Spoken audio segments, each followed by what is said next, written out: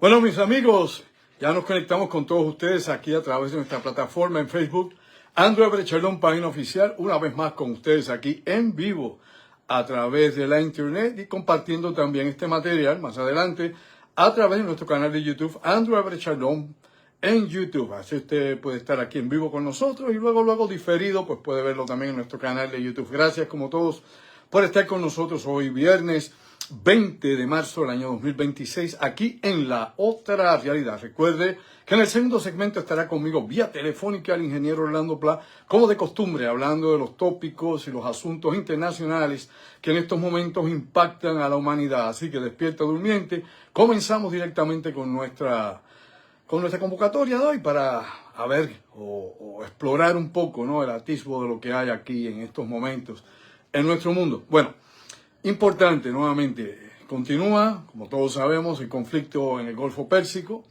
continúa también la guerra en Ucrania, que son dos temas centrales continuamente en la prensa internacional, aparte, ¿no?, de todo este caos económico que ha surgido precisamente por las operaciones en el Golfo Pérsico.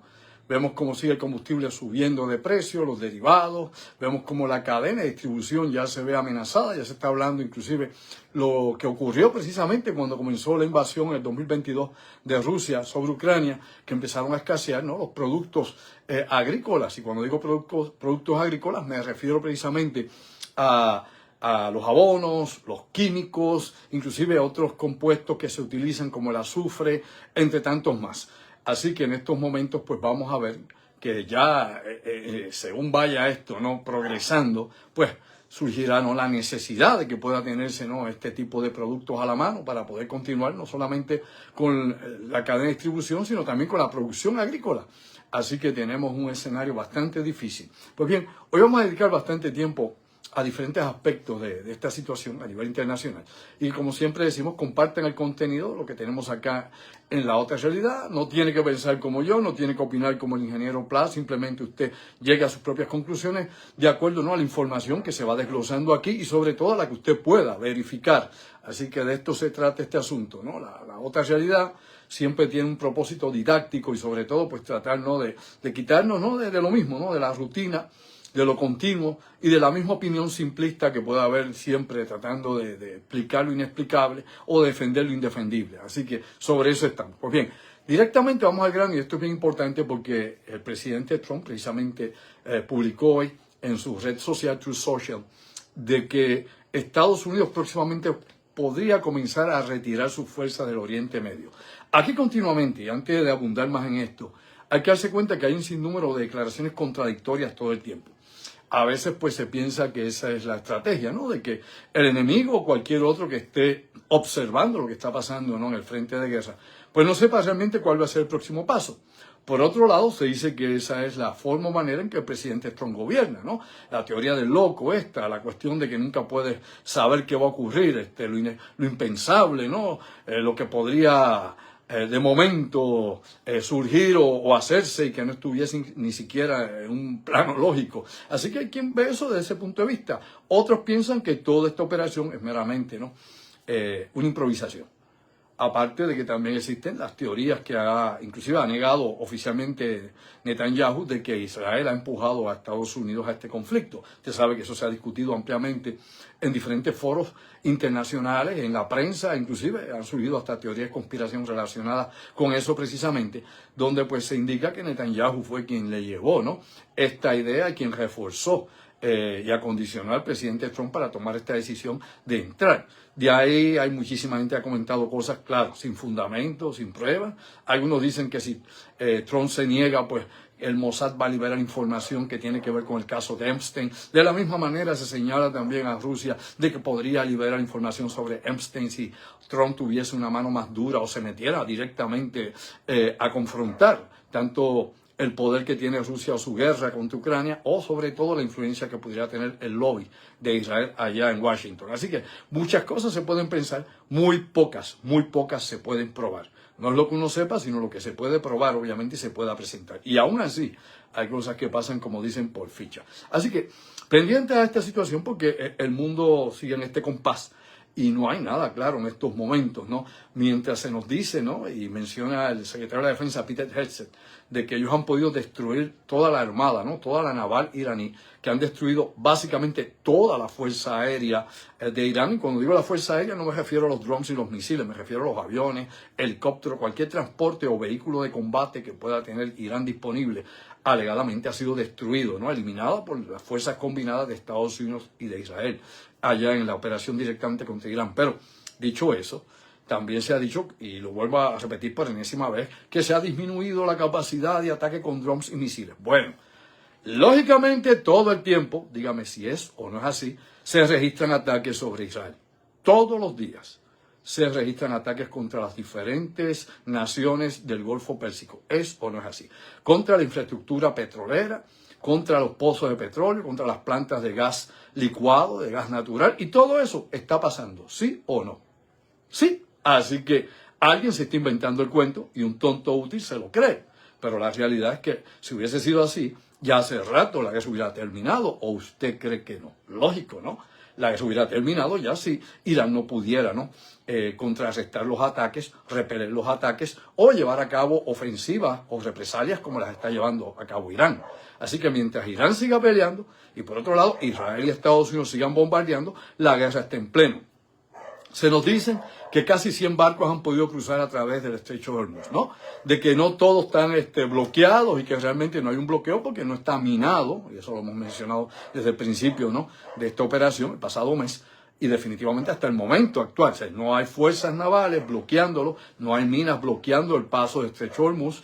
Irán sigue produciendo petróleo, sigue obviamente embarcándolo, lo siguen comprando los chinos y todo esto sigue corriendo de esa forma manera. Ha dicho el presidente Trump, dígame si es o no es así precisamente, de que si a los países de la OTAN o países aliados a Estados Unidos le pidieran a él que diera protección o seguridad en el estrecho de Hormuz, él lo haría. Pero también ha señalado que como eso no es una ruta naval para los barcos petroleros ni de ninguna clase que utilice Estados Unidos, pues él no tiene por qué estar comprometido a dar paso en el estrecho de Hormuz. Claro, esto es efecto dominó. Se cierra una vía como esta, no solamente no sale petróleo de allí, sino tampoco entran productos que se venden en todos esos países, los Emiratos Árabes, en Omán, dígame si no es así, inclusive en Irak e incluso Irán. Es decir, del mercado internacional no puede entrar nadie, como tampoco se puede sacar básicamente petróleo. Así que el consumo se reduce y el mercado internacional, que eso incluye a Estados Unidos, para que mastiquemos con las neuronas, pues también deja de ganar, elemental. Así que la cosa no es tan simple, con la boca es un mamey y se dicen mil cosas y la gente pues siempre confía porque la gente cree que el gobierno no le miente.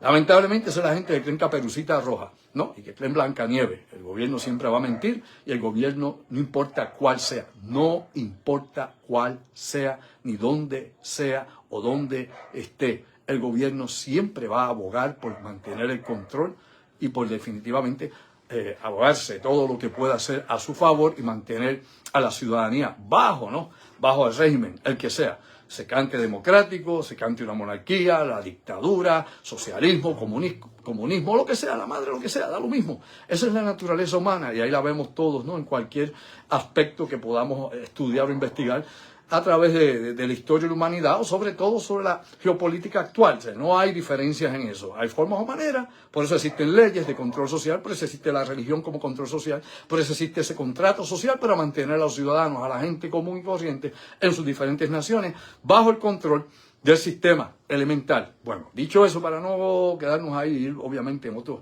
ángulos de la discusión, que es importante esta noche. Pues bien, eso es lo que nos ha dicho precisamente el presidente Trump, de que si le piden, él interviene, pero también ya sabemos que ayer precisamente hubo una reunión entre varios de los países que se ven afectados, ¿no? por el corte, obviamente, de suministro de gas natural y de petróleo. Y ahí vimos una vez más a Reino Unido, ahí vimos una vez más a Francia, ahí vimos una vez más a Corea del Sur, ahí vimos una vez más al Japón, entre otros más, en Alemania, etcétera, etcétera. Viendo cómo se organizan y qué plan pueden tener, ¿no? A la mano para poder garantizar el flujo, ¿no? De combustible desde el Golfo Pérsico hacia sus intereses y que este combustible pueda llegar, obviamente, no solamente salir por el estrecho de Hormuz, sino pasar por el canal de Suez y poder, obviamente, navegar sin que los hutíes, que hasta este momento han estado en muti, decidan o no decidan intervenir. Lógicamente se dice, ¿no? Y esto es lo que se ha planteado, de que Arabia Saudita ha estado negociando con los hutíes para que no intervengan. Me explico. Si ustedes se meten en esto y recuerden que los hutíes solamente tienen una parte, controlan una parte, Sana, que es la capital allá de Yemen, una parte de Yemen. El resto de Yemen hay otras fuerzas que lo controlan, hay unas fuerzas nacionalistas, hay otras fuerzas que son, por ejemplo, no son chiitas como son ellos, son sunitas, y hay otros grupos más, inclusive hasta el Estado Islámico está allí, Al-Qaeda, lo sabemos. Así que eso está fragmentado en muchos grupos, en muchos caciques, ¿no? Warlord de diferentes grupos, diferentes obviamente intereses en la misma región. Pero los hutíes están obviamente hacia esa zona del Mar Rojo. Y ya vimos el pasado año y el antipasado cómo han estado activos, ¿no? Atacando todo tipo de barco que pase por la región.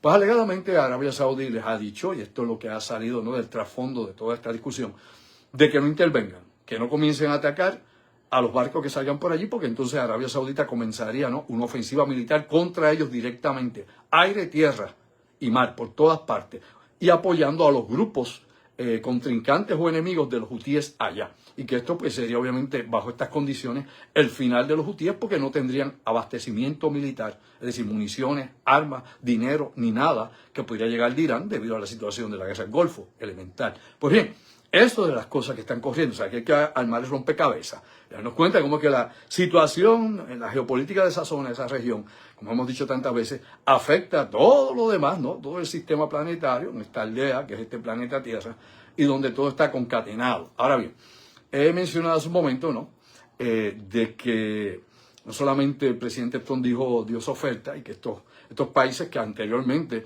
habían sido llamados, ¿no?, por el presidente Trump para que intervinieran, para que hicieran exactamente eso que alegadamente ahora van a hacer. Pero Trump les había, hace más de una semana, les había pedido que entraran y ayudaran, ¿no?, en el control del paso de Estrecho de Hormuz. Eso no es así, pues claro.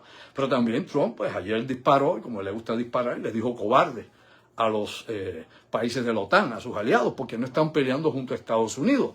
Pero la pregunta de rigor es elemental, es básica. Si tú te metes en una pelea, a ti no te agredieron, tú agrediste. La OTAN defiende a los países de la OTAN que son agredidos. Es decir, los países de este tratado se defienden. Se supone que no sea una operación ofensiva. Si hubiesen atacado, como ocurrió en el 9/11, que atacaron a Estados Unidos, que se identificó a Osama Bin Laden, Al-Qaeda, y que se señaló no solamente injustamente Irak, que no tenía que ver nada, Saddam Hussein no tenía que ver absolutamente nada, pero lo metieron en el bote porque aquí iba a buscar petróleo, no sea bobo. Y por otro lado, pues obviamente se atacó primeramente a Afganistán, que no quiso nunca, ¿no?, entregar a Osama Bin Laden cuando se le pidió. ¿No hubieran invadido Afganistán? Sí, alegadamente. Afganistán, ¿no?, el mulá Omar hubiera extraditado, hubiera enviado, hubiera permitido que se fueran a arrestar a Osama Bin Laden y a los que fueran de Al-Qaeda, cosa que no se dio, por ende se dio la invasión. Pues bien, acá, como dicen, a Rabichuel y cortito, hay que señalar que mientras todo esto pasa, el secretario de la Guerra y de la Defensa, Peter Hegseth, ha pedido 200.000 millones de dólares más, mi madre, exclusivamente para la guerra contra Irán. Por un lado dice el presidente que van a ir saliendo allí paulatinamente, bueno, tal vez quién sabe cuándo, pero que van a ir reduciendo la fuerza y los bombardeos. Pero por otro lado aparece entonces el secretario de la Guerra, Peter Hegseth, pidiéndole al Congreso 200.000 millones más. Recuerden que ya el presupuesto está como 885.000 millones de dólares. Una a todos los demás y nadie suma esa cantidad de armas, pues aparte, ¿no?, de capital para armamentos, bases militares y operaciones. Añadir entonces esos 200.000 millones más y nos fuimos por ahí para arriba del trillón. ¿Ok? Mientras Estados Unidos tiene una crisis económica, ¿usted cree que no? Mientras la deuda ha aumentado más que la que tenga Biden, o no, revise, póngase al día y despierte durmiente. Mientras se siguen cortando, ¿qué?, servicios esenciales. No hay plan de salud, servicios sociales, o usted vive ¿dónde? En la Conchinchina. Pues claro. Así que el americano común, ¿no?, la gente promedio en Estados Unidos, el de a pie, todo esto lo está viendo, no es tan tonto, no es tan sanano, no es tan fanático. Y eso va a pasar factura política elemental. No hay quien evite que esa factura política llegue. Por eso lo que se intenta es hacerle creer a la gente que la guerra se está ganando y se está acabando. Y necesita esos 200.000 millones porque le dimos demasiado, según ellos, demasiado armamento desde la época de Biden a Ucrania, y eso pues ha disminuido nuestras capacidades militares. Lógicamente, Estados Unidos sí le ha dado miles de millones de dólares a Ucrania. y miles de millones en equipo militar, pero no suman 200.000 millones nunca. Y que lógicamente hay que recordar, ¿no?, que ya desde que empezó el conflicto en Gaza, Estados Unidos ha estado enviando todo tipo de armamentos a Israel, ¿o no lo sabe? Claro, y también se unió el pasado año, 2025, en el bombardeo, aunque fue por un día, pero todo el resto del armamento se le suple a Israel, aparte de miles de millones en ayuda militar. Ayuda, no es venta de equipo, ayuda. Así que usted empieza a sumar y a sumar y a sumar. Aquí hemos dicho, dígame si es o no es así, ¿no? Vamos al récord, de que obviamente el inventario de armas ha decaído enormemente y que esto se seguía señalando, que los inventarios de Occidente, no solamente el de Estados Unidos, también el de la OTAN, porque el de la OTAN es que no producían, me explico, ¿no? Trump siempre ha tenido razón en el sentido de que la OTAN nunca realmente ha cogido suficientemente en serio ni el compromiso de armarse adecuadamente y de empezar a sustituir fuerzas de Estados Unidos para su propia seguridad, que siempre se han mantenido a la sombra de Estados Unidos. Claro, oiga bien, porque hay que hablar con propiedad y no, ¿qué digo yo?, demagogia política. Eso lo planeó así Estados Unidos, no fue la OTAN. ¿Quién le dijo eso? De hecho, ¿quién fundó la OTAN? Vamos, ¿quién fundó las Naciones Unidas? Vamos a ver cómo que todo esto evoluciona y llega hasta la Unión Europea. Lógicamente, Estados Unidos nunca quiso, después de la Segunda Guerra Mundial, que países como Alemania o países en Europa estuvieran demasiado autosuficientes o tuvieran la capacidad de poder correr guerras. Primero, para evitar guerras allí. Segundo, para evitar una guerra directa contra Rusia, de que fuera provocado por Rusia o por alguno de estos países. Obviamente, la alianza de la OTAN permitía que Estados Unidos controlara toda esa fuerza. ¿No lo sabía? Pues claro. Y a la misma vez, mientras tuvieran que depender de las armas nucleares de Estados Unidos, de sus bases militares y sus tropas, pues todos estos países van a estar subordinados elementales. No tiene que ser muy brillante, subordinados. Si usted entiende eso, le invito, como siempre digo por este medio, que verifique eso y vea si eso no es así tan simple como eso. No es que a mí se me ocurrió, es que así es como es. Pues bien, esto es importantísimo.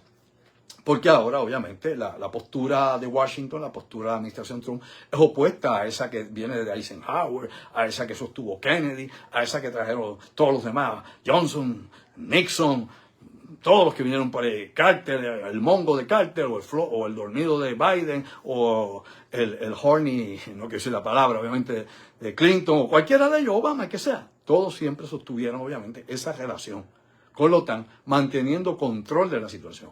Recuerde que únicamente hay dos países de la OTAN, aparte de Estados Unidos, con armas nucleares. Y es obviamente Francia, y por el otro lado Gran Bretaña o Reino Unido. Y como ya hemos explicado y todos sabemos, después del Brexit, Reino Unido está parte de la Unión Europea, pero sigue estando donde está la isla, no la movieron para allá al lado de Islandia, y definitivamente sigue siendo parte activa e importante de la OTAN. Así que estamos en un momento donde el presupuesto de guerra hay que aumentarlo, y que se pide que se aumente dramáticamente. Hay que preguntarse entonces, ¿se hará o no se hará? Bueno, históricamente, y esto es importante que lo sepamos, tanto republicanos como demócratas se han unido cuando han tenido que legislar sobre presupuesto militar. Es decir, se han puesto de acuerdo cuando Estados Unidos ha estado dentro de un conflicto de no quitarle dinero a las Fuerzas Armadas de Estados Unidos para no debilitarlas. Eso es histórico. Usted puede ir conflicto por conflicto, guerra por guerra. Déle el viaje a la historia y se da cuenta que tanto republicanos como demócratas en eso son afines y se sostienen en mantener la fuerza del país y de no quitarle el recurso que necesita el país para eso. Se puede cuestionar muchas cosas, cómo se usa el dinero, cómo va a ser la estrategia desde Vietnam hasta conflictos del Golfo Pérsico, todo lo que usted quiera que se han dado. Definitivamente hay mucha sangre que hemos derramado del Golfo Pérsico desde el pasado siglo. Ese ha sido el centro, no obviamente neurálgico, de toda la operación militar de Estados Unidos, básicamente. En los últimos 40 años ha sido allí. Estados Unidos salió del sudeste asiático, no ha vuelto a pelear en Asia para nada, con nadie, pero obviamente se ha concentrado en una zona de energía, porque es una zona de conflicto. Por ende, allí está. Y allí sigue haciendo presencia. Así que esto lo hemos heredado y es una forma, una fórmula, una manera de seguir obviamente tratando de mantener el control de la región. Y usted se pregunta, caramba, y todos esos países de la OPEC, empezando por Arabia Saudita y toda esta gente que está allá en el Oriente Medio, Jordania, ¿no? Por un lado, el Líbano lo cuenta que está en guerra y no es aliado, ¿no? Y Siria, pues, Siria está todavía en el limbo a ver si se estabiliza y si el gobierno realmente, pues, se puede solidificar. Pero los demás países, específicamente los que están en el Golfo Pérsico, todos esos países, ¿usted cree que disfrutan con este tipo de operaciones cuando están teniendo más pérdidas que nadie? Cuando muchos de ellos ya han sido destruidas facilidades, por ejemplo, de gas, que ya no pueden ser sustituidas hasta entre unos años, porque esto necesita tiempo para repararse. Hay gente que pregunta, caramba, pero ¿cómo Estados Unidos tiene una reserva estratégica, verdad? Liberando esa reserva estratégica y el petróleo de Venezuela, y por ahí hablamos de muchísimas cosas que la gente habla por ahí, ¿no? Porque la oye en noticias, lo leyó qué sé yo, en un titular, y pues bueno, creen que esa cosa es así. Pero si no hay por qué subir el precio del petróleo, si podemos liberar toda esa reserva que tenemos ahí, bueno, vamos a aclarar ese punto porque no se nos puede ir. La reserva estratégica de Estados Unidos no está para bajar precios del oro negro, del petróleo. Absolutamente no. Está obviamente para usarse en casos de emergencia cuando no haya suficientes abastos de petróleo disponibles. Estados Unidos es el país que más petróleo produce. Sí, busque, ponga. No es Arabia Saudita, ¿quién le dijo eso? Venezuela menos. No es el que más tiene, es el que más produce. Inclusive petróleo de esquisto, ¿no? Que lo saca obviamente, lo saca de la piedra, usa el agua a presión y todas esas cosas que ya conocemos. Pero ese petróleo no es básicamente su mercado, el mercado internacional. ¿Me explico? O sea, no es que se dedican a exportar el petróleo que ellos utilizan. El petróleo ese va para muchas cosas en Estados Unidos. No solamente también para combustibles, sino para los procesos industriales y un sinnúmero de cosas más. Recuerde que ellos sacan 60 tipos de derivados o más. Y que desde el año, por ejemplo, 1974, esa es parte de la seguridad nacional de Estados Unidos. Y por eso desde ese tiempo es que se hizo esa reserva estratégica, que no es para subir o bajar. De hecho, hace un tiempo atrás, cuando vino la situación de Ucrania, cuando comenzó el conflicto de 2022 de Ucrania y de Rusia, liberaron también, en la época Biden se liberó también el petróleo de la reserva estratégica y el precio bajó un poco, pero eso es temporero. Otros me preguntan, bueno, pero ya está Venezuela. Pero mi hermano, Venezuela, ¿qué? El petróleo está allá abajo en la tierra, el problema es que la infraestructura no sirve. Esa infraestructura, hay áreas y zonas que tienen más de 50 años de deterioro, otras tienen 30 años ya, que no se repara una tuerca, no se pone una junta. Se ha podrido gran parte de las tuberías, de los sistemas. Usted ha visto, los que están aquí en Puerto Rico, han visto cómo está la Corco, lo que queda, lo vio, ¿verdad? Pues de una vuelta y va a ver que están muchas de esas instalaciones así. O sea, Venezuela puede crear, qué sé yo, puede producir menos una quinta parte de lo que hacía hace 30 años atrás, menos una quinta parte. Y eso no es suficiente, y luego un petróleo más pesado. Hay que ver por dónde se va obviamente a trabajar ese petróleo, ¿no? Ese petróleo hay que refinarlo diferente al petróleo que es más liviano, ¿no? Que es menos denso, menos azufre, ¿no?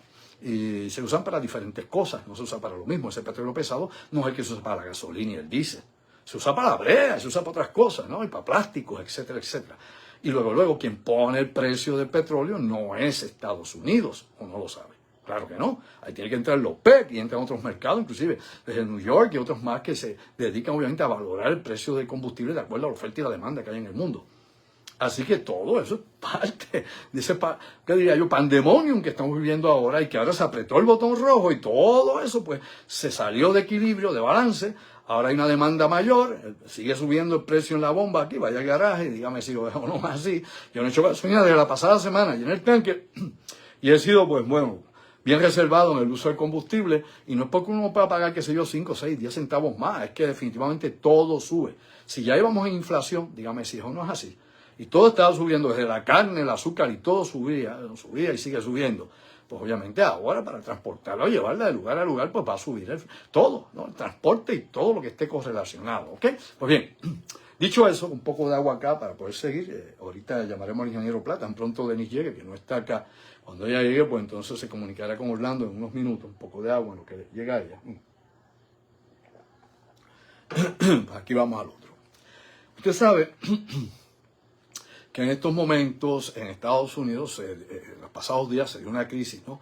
Cuando Joe Kent, que es de la derecha republicana, ¿no?, amigo del fallecido Charlie Kirk, que se acuerda de Charlie Kirk, le dispararon en la universidad, aquel tiro que le dio aquí en el cuello y lo mató, que era aquel portavoz de la derecha de la juventud de los Estados Unidos y muy amigo de J.D. Vance, y de hecho fue el que empujó a J.D. Vance y se lo presentó por ojo, nariz y boca a Trump. Y recuerde que J.D. Vance no era amigo ni afín a Trump, al igual que tampoco lo era Marco Rubio. ¿Se acuerdan? Que todos han sido contrincantes de Trump, y todos eran de los críticos de Trump dentro del Partido Republicano. Esa es la verdad. Pero las cosas cambian cuando suena la lata con moneda, todo el mundo cambia y a ver qué pasa. Pues bueno, usted sabe que renunció a la dirección, obviamente, de la Agencia del Centro Nacional Antiterrorismo de los Estados Unidos. y que ha surgido una campaña de desprestigio contra él. Ahora, del árbol caído todo el mundo quiere hacer leña, ¿no? Ahora todo el mundo dice que no, que aquello, que este señor era muy flojo, dice Trump, que era muy débil, etcétera, etcétera.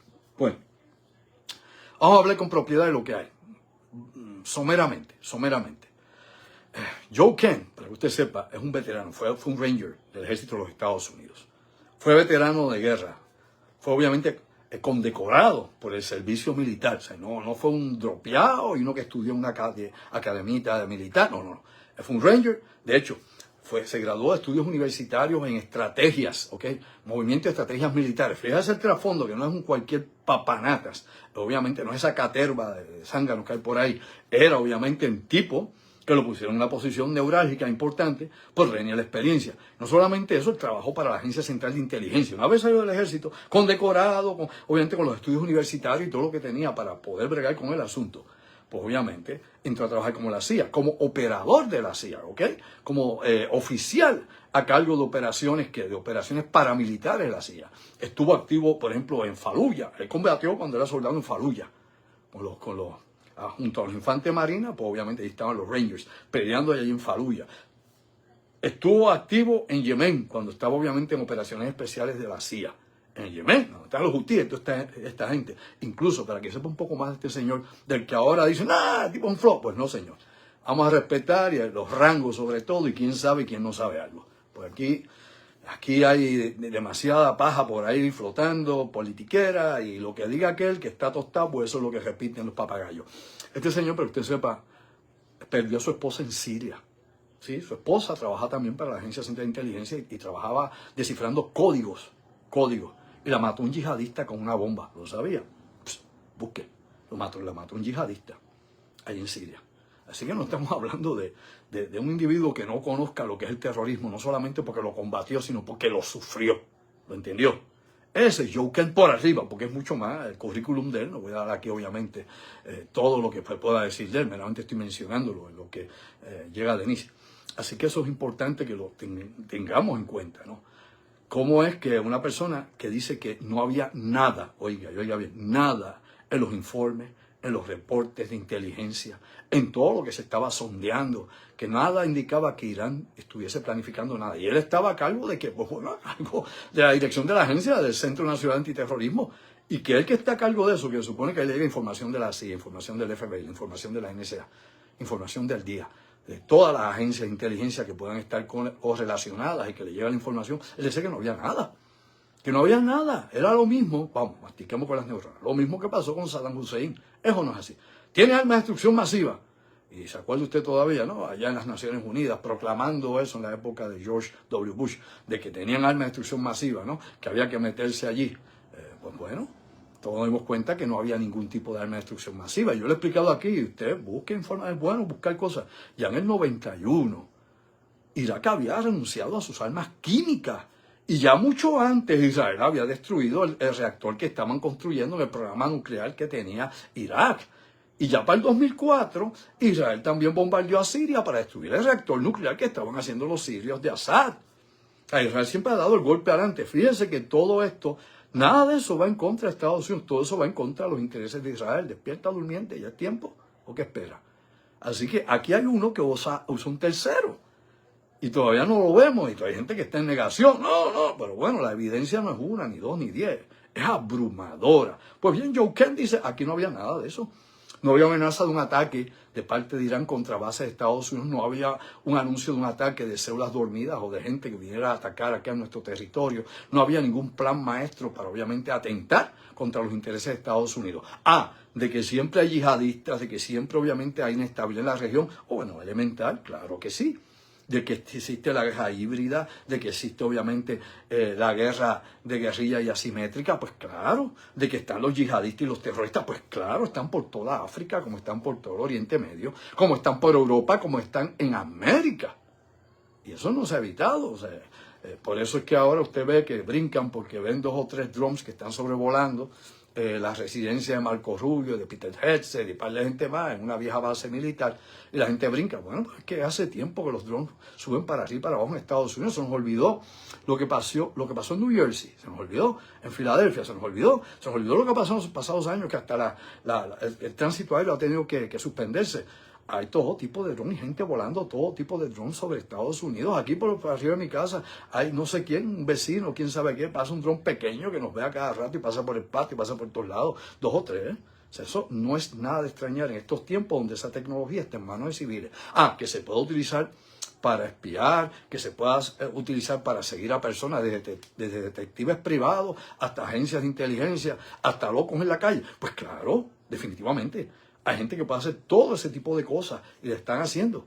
Así que hay que estar atento a la evolución de los eventos que estamos viviendo en estos momentos. Ahora, dicho todo eso, y ya supongo yo que en los próximos 5 minutos estará con nosotros el ingeniero Orlando Placa en la otra realidad. Y yo acá, pues, ya creo que Denis está llegando breve porque escuché como el portón. Otra cosa más, esto es importante que le demos un toquecito. Usted sabe que el Papa se habló con el presidente Donald Trump, lo sabe, ¿verdad? El Papa León XVI habló con Trump y le pidió que por favor llevara a cabo un cese al fuego y que comenzara las conversaciones. Y Trump dijo que él no quería el cese al fuego, que él podría conversar algo, pero no iba a ceder al cese al fuego, que iba a seguir atacando a Irán. Y se lo dijo el Papa así, directamente, sin aguaje, sin problemas de conciencia, se lo dijo directamente. Así que por ahí sigue la cosa. No va a parar, le dijo ya el Papa que no, señor, que no hay un alto al fuego. Así que tenemos un problema muy grande. Podemos tener diálogo, pero no hay alto al fuego. Pues bien, aparte de eso también, y esto es importante que sepamos lo que está pasando en estos momentos con toda esta gente. El portavoz, por ejemplo, militar de Irán, Al-Bolshakashi, dio una amenaza a todo el mundo a nivel global. Dice que no va a haber un solo ciudadano ni persona que pertenezca, oiga bien, a los países enemigos de Teherán que no puedan ser atacados o alcanzados por ellos, ¿no?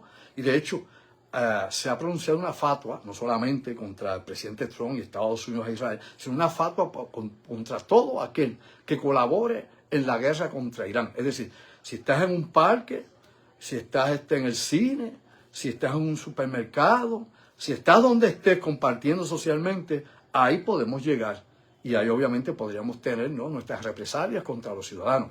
Pocas palabras, un anuncio terrorista, ¿no? Es una amenaza terrorista y estas amenazas sabemos que ocurren, las vimos en Europa en muchísimas ocasiones, las hemos tenido en Estados Unidos. Después del 9/11 hubo decenas de ataques terroristas en Estados Unidos, y no estoy hablando ahora de terrorismo doméstico, sino de este terrorismo islamista o yihadista, que es como realmente se le dice. Así que la amenaza está ahí. Tenemos que estar atentos a esto, ¿no? Como he dicho, de todo el mundo nadie está seguro. Obviamente Teherán va a atacar a los que sean sus enemigos, donde quiera que estén, y no tienen que ser los militares, ciudadanos de países que ellos identifiquen como enemigos de Teherán y de su gobierno. Bueno, por otro lado, para ir tocando aquí ya, que ya supongo que Denis está por aquí y se va a comunicar con el ingeniero Orlando Pla, estamos en esa espera. Usted sabe que hay 2 buques petroleros que van hacia Cuba.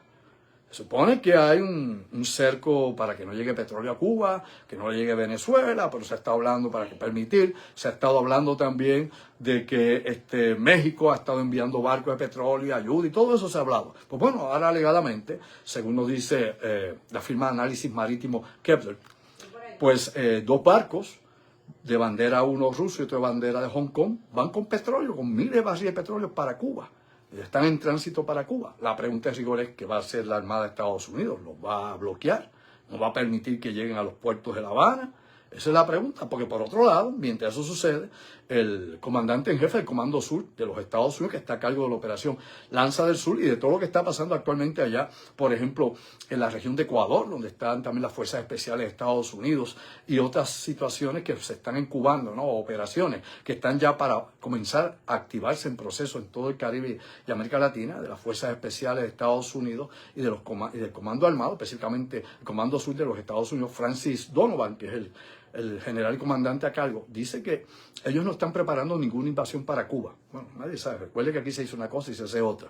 Vamos a hacer la salvedad. Se puede hacer una cosa y puede surgir otra. Pues según obviamente el general Francis Donovan, no están entrenando para invadir a Cuba, no están entrenando para atacar a Cuba y no están destinando recursos ni tropas para una invasión posterior a Cuba. Sé que eso no está en el plan operativo del Comando Sur ni del Departamento de la Defensa. Por lo menos eso ha dicho ahora Francis Donovan, ¿no?, el jefe del Comando Sur de los Estados Unidos. Así que vamos a ver si pasa o no pasa eso, si algo se suspende o no se suspende. Pero mientras digo eso, también hay que recordar que hundieron otra lancha más de narcotraficantes allá en el área del Pacífico, ¿no? El Pacífico de Colombia, pues hundieron una lancha alegadamente con carga de cocaína, no fentanilo, sino cocaína, y pues dicen que sobrevivieron 3 de los tripulantes. Veremos a ver quién. Aparte de eso también hay que señalar que hemos estado viendo también los reportes que se han dado de inteligencia y del Departamento de la Defensa en el Congreso de los Estados Unidos, y en ningún momento ha mencionado ni a Venezuela, ni al fentanilo en Venezuela, ni a la cocaína en Venezuela, simplemente a México, Colombia. Colombia, como obviamente distribuidor y fabricante, no fabricante sino productor, que es la palabra de la coca o la cocaína, que realmente es lo que sale de la coca, y por otro lado el fentanilo producido en México, entre otras cosas más. Recuerden, mis amigos, también, ya está el ingeniero Orlando Pla en línea, que estamos mañana, oiga, ahora nunca, mañana estamos en Café Sí o Sí, acá en la avenida Roosevelt, los Borinquen Towers. Vamos a estar presentando el conversatorio y taller entre lo humano y lo desconocido. Esto es parte, ¿no?, de un trabajo de toda una vida, donde voy a estar exponiendo mis experiencias personales con la evidencia que yo he recopilado de esas experiencias que he tenido. Algunas obviamente de un ámbito sumamente extraño, ¿no? Algunas caen raya en ese mundo trascendente o inclusive paranormal, y otras experiencias pues caen en otro ángulo. Esto es parte, ¿no?, es el preámbulo de un libro que estamos escribiendo que se titula exactamente igual, Entre lo humano y lo desconocido. Y aquí pues vamos a presentar todas estas evidencias, los relatos que voy a dar de estas historias que son sumamente interesantes, que no son las que cuento yo o las que casi nunca menciono, porque son personales, no son la gente que yo investigo, sino es lo que yo he vivido, y eso es importante en ese sentido, ¿no?, de poder expresar eso. Y por otro lado, también es importante señalar de que vamos a hacer un taller allí experimental, con radiónica, sugestión, vibraciones y otras cosas más, para que la gente vea obviamente cuál es la capacidad o la fuerza interior que todo el mundo tiene. Eso es mañana, 8 de la noche, Café Sí o Sí, en los Borinquen Tower, una experiencia fuera de serie, distinta y diferente, charla, taller, así que los esperamos allá. El teléfono contacto es el 787-579-8600. Recuerde, 579-8600. Sepárate el paso, eso es mañana, así que no hay mucho tiempo que perder, porque casi no quedan tampoco sillas disponibles, así que es el 579-8600. Quedan poco, me dice Denis por ahí, lo oigo ahí de eco. Bueno, mis amigos, regresamos ahora en un momento, unos segundos, con el ingeniero Orlando Pla. Esto estará en YouTube. Los amigos de YouTube, busquen la segunda parte precisamente de la otra realidad en YouTube. Acá nos quedamos en vivo, poco de agua con la venida de ustedes, y regresamos con mi directo amigo el ingeniero Orlando Pla.